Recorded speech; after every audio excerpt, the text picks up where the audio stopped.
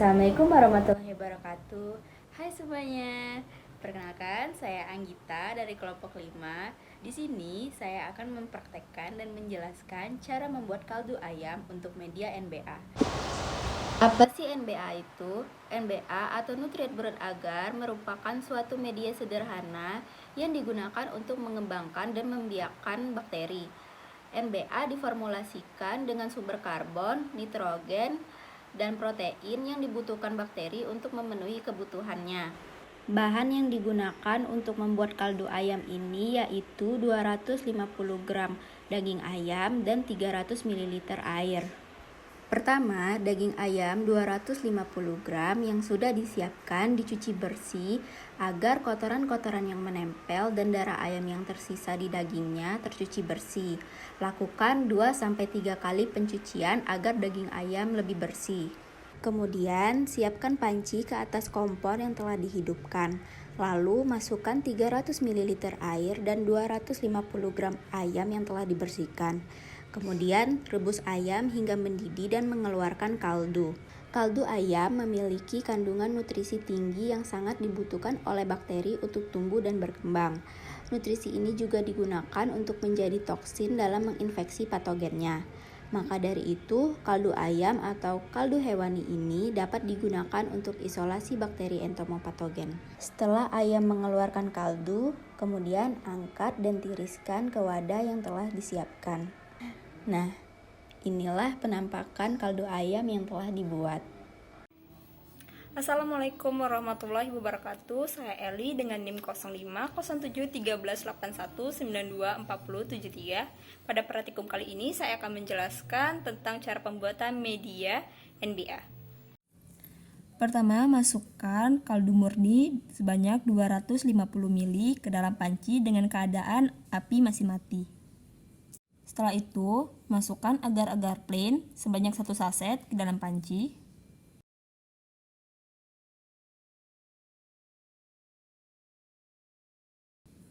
Dan tambahkan gula secukupnya.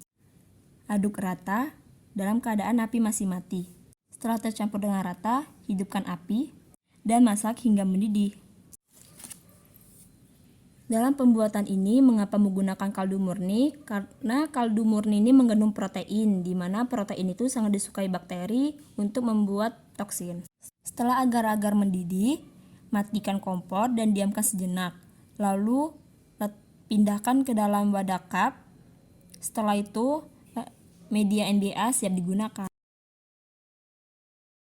Assalamualaikum warahmatullahi wabarakatuh. Saya Rido dengan NIM 019. Jadi untuk cara kerja yang selanjutnya ini yaitu pengambilan rizosper tanah di sekitar perakaran tanaman hortikultura. Di sini kami memilih tanaman pisang. Jadi rizosper tanah ini merupakan bagian tanah di sekitar perakaran tanaman. Mengapa kita memilih rizosper? Karena bagian dari rizosper ini mengandung lebih banyak mikroorganisme dibanding tanah non rizosper.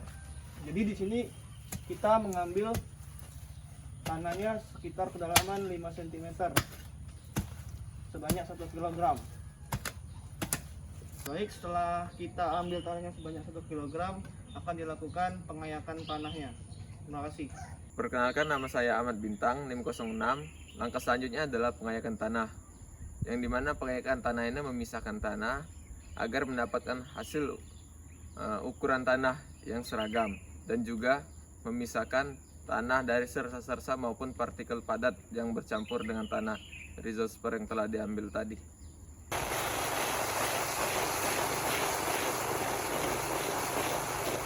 Berikut adalah hasil tanah yang telah diayak. Baik, perkenalkan, nama saya Khairul Imam Tantowi. Di sini saya akan menjelaskan mengenai bagaimana cara isolasi dan identifikasi bakteri entomopatogen dengan cara suspensi.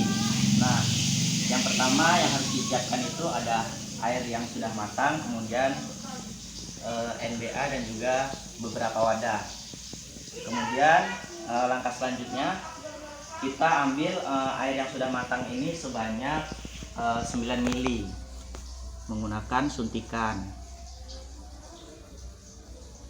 Oke. Nah, kemudian kita tuangkan ke wadah pertama.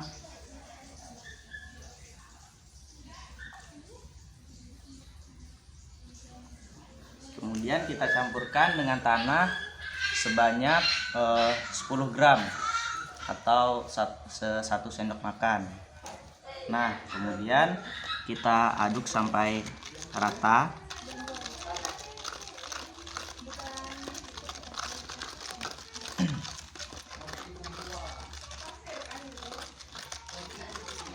Nah, kemudian kita siapkan lagi air yang sudah matang sebanyak 9 ml lagi. Nah, kira-kira seperti ini. Kemudian kita masukkan ke wadah kedua.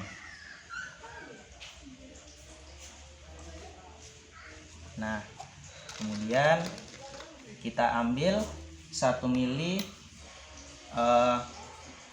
air yang sudah kita campurkan dengan tanah tadi.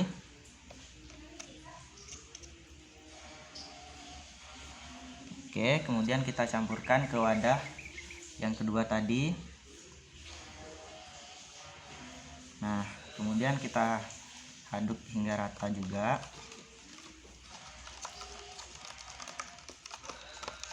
Jadi totalnya ada 10 ml. Kemudian kita ulang-ulang sebanyak 3 kali. Baik, setelah yang tadi diulang 3 kali, kemudian kita ambil menggunakan suntikan.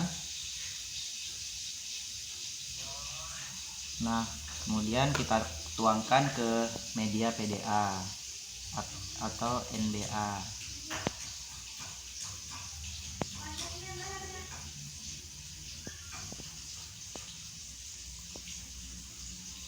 Dan setelah itu kita tutup dengan rapat.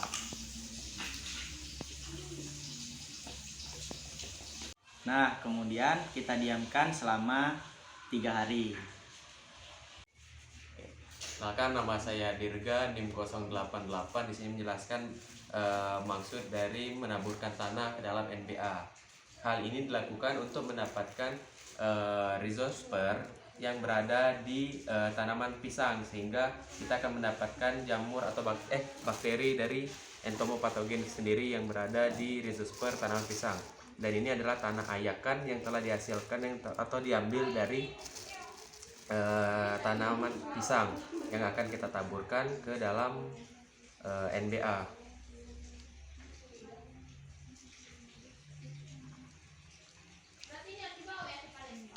Ini ditaburkan tidak perlu terlalu tebal, namun tidak juga terlalu sedikit.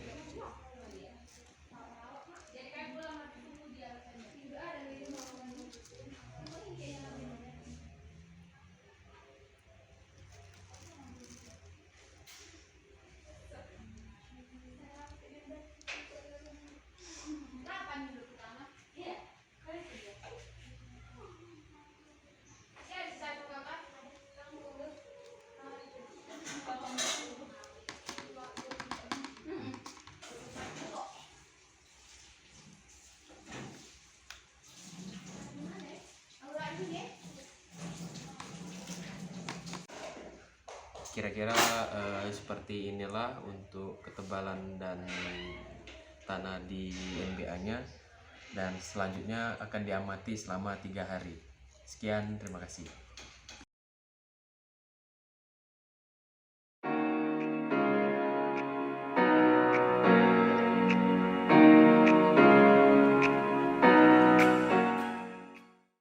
Saya Mei Cynthia Simbolan dengan NIM 05671281924025. Di sini saya akan mempraktikkan aplikasi cendawan entomopatogen secara in vivo. Yang pertama, membuat larutannya terlebih dahulu menggunakan jamur yang telah diisolasi. Ambil sebanyaknya yang antagonis. Di sini kami memilih Trichoderma atau yang berwarna hijau. Lalu diencerkan di air biasa.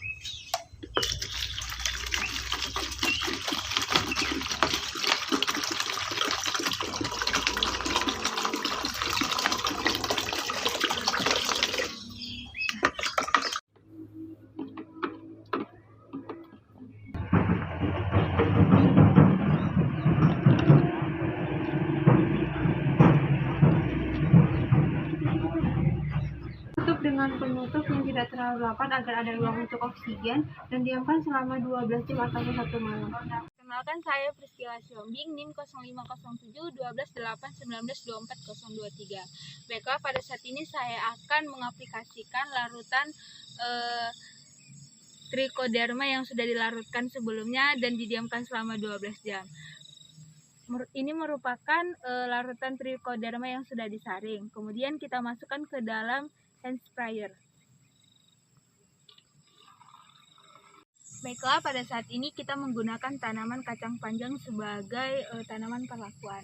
Di sini kami menggunakan 4 tanaman kacang panjang, yang dimana tanaman pertama kami buat sebagai perlakuan kontrol, yang dimana tidak dilakukan penyemprotan terhadap tanaman tersebut.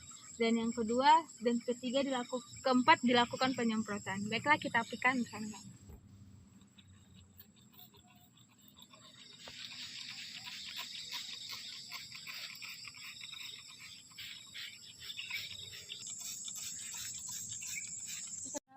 Larutan entomopatogen yang sedang kita aplikasikan ini sebaiknya dilakukan pada saat pagi hari atau sore hari. Hal ini bertujuan agar sinar matahari atau UV tidak mengganggu aktivitas dari entomopatogen yang sedang kita aplikasikan. Selain dari sinar matahari atau UV, pada saat hujan deras dan juga angin kencang, sebaiknya pengaplikasian tidak dilakukan karena dapat mengganggu aktivitas dari entomopatogen yang sudah kita aplikasikan. Baiklah, terima kasih.